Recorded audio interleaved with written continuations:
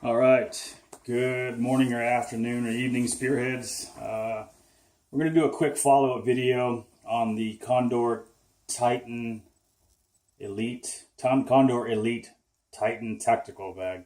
I hope I said that right. If you guys have seen the other video before on the bag, I had some definite pros and some definite cons about the bag. I'd only had the bag maybe a few months at that point, and I had done a couple things with it, been out a few times. And I had some definite pros and definite cons. The definite pros were comfortability. The comfort, it's hands down one of the most comfortable bags I think I've ever worn. That wasn't a pack that had a frame on it. What else? The durability, the quality of construction, the materials used were all top notch. The cons for the bag, if you watch the video, were pretty simple. They were really related more to, I guess, the size of these pockets here and maybe the straps being configured the way they were. My gripe was these pockets here were too small. They had some wasted real estate up here. They could have extended the pockets up, which would have allowed me to put my knife on the side and had some, could have put water bottles or thermos inside there if you wanted to. Would have been a lot more effective use of the space.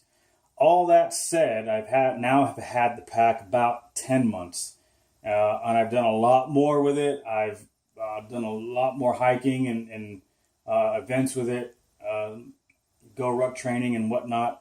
And I'm still in love with the pack from a comfort standpoint, from a function standpoint, with, I guess, the caveat being the straps and these pockets. Everything else is pretty much good to go. So I'm going to give you a quick rundown on, I guess, what I've managed now to put in the pack, because I've had to rethink the way that I pack. I've had to rethink some of the gear that I'm taking. I've had to eliminate some gear, and I've had to replace it with other gear, or sometimes just eliminate gear altogether. One of the main things that I got rid of was my full med kit. Was kind of a bit overkill to begin with anyways, I kind of realized. So I kind of whittled it down, but I'll show you that in a minute. What else? I no longer carry like a camp set of for eating. It's not going to fit in here. So like my little steel, I guess, mess kit that I've got, it's like I guess it's World War II era or something. I love it. I cannot take it with me anymore on this thing. So I've got some other gear in here now. So let's go ahead and do a quick rundown of what it is I've got on my pack and what it is I've got in my pack. So let's start. So to begin with, I've now carried a knife on the outside of the pack in the back, as I used to carry it here. If I'm not carrying it on my hip, the idea was if I had it here on the side, I could take the pack off one of my shoulders, swing it around, take the knife off, put the pack back on my other shoulder, and be good to go if I wasn't carrying it on my hip on a belt loop. So now I just carry it back here. I don't particularly care for that, but it won't fit on the small pockets anymore because it's only 3 straps of MOLLE webbing versus the 4, would be 5, I guess, that I used to have on the Condor Urban Assault Pack or Urban Go Bag. That was a 48-liter pack, by the way. This is a 40. So again, I dropped 8 liters of space. So I got my knife. This is the Rat 7 from Ontario. Awesome knife. We have that in our Amazon affiliate store as well. Highly recommend that knife. It's a lot cheaper than an Essie. Basically the same damn knife. They were the same company at one point, but it's about half the price of the same knife that Essie would make. What else do I have on here? I keep a shemagh. These are just useful as all get out. You can shield yourself from wind, dust. You can soak them in water and wear them around your neck to cool yourself off. You can make a shade if you needed some shade and you really didn't have a whole lot of shade around. You can shade yourself for purposes of avoiding heat exhaustion or anything like that. Create some artificial shade. On the other side here, I carry my small little 2-man tent.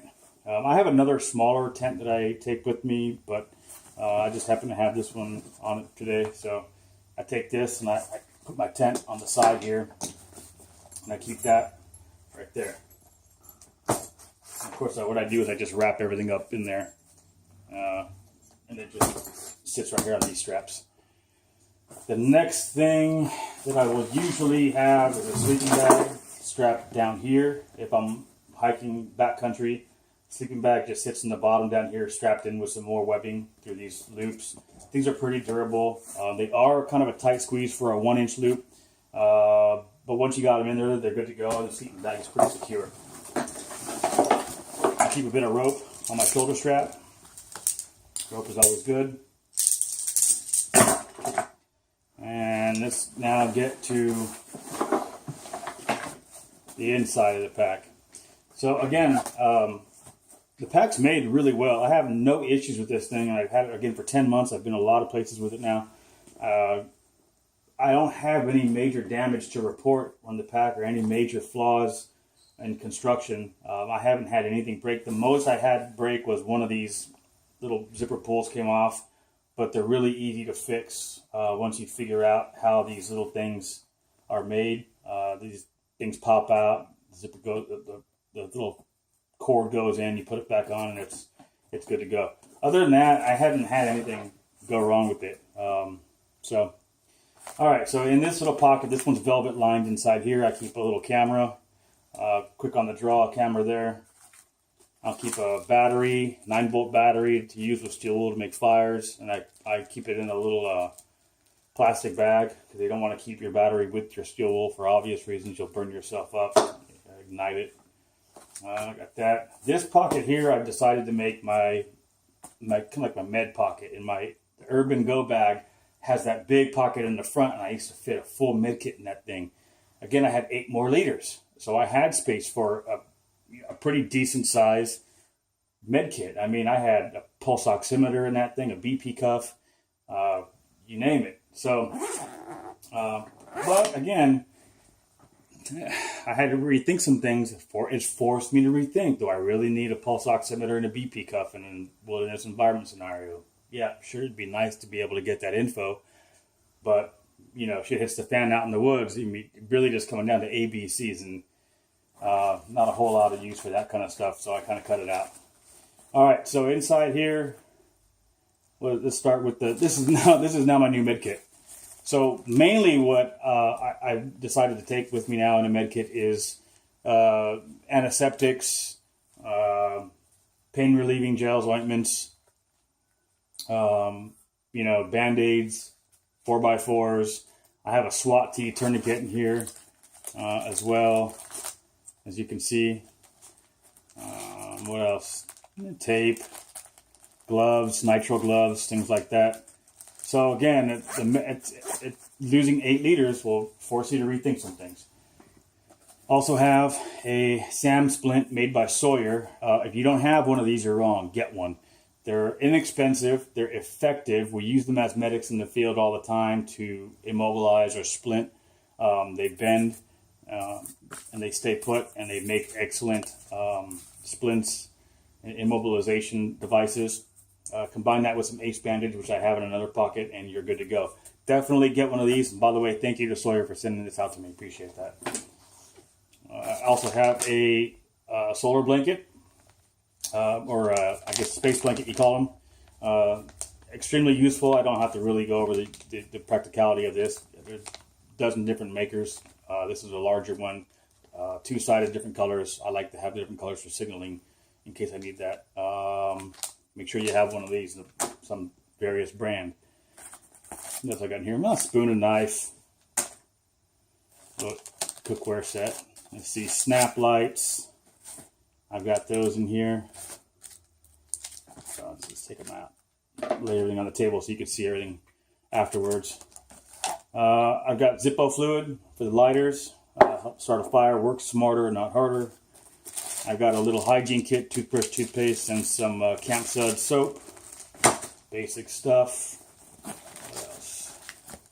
Little wire to make snares out of for trapping squirrels, rabbits, things like that.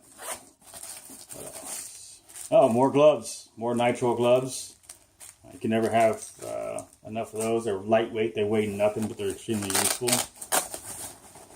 Nothing in there. Bug spray, all natural mosquito spray. Excellent stuff to have. This is just the brand I went with. You can obviously got your own. An SAS survival guide. All right, so you're not gonna, if you're in the backcountry far enough, you're probably not gonna get cell service.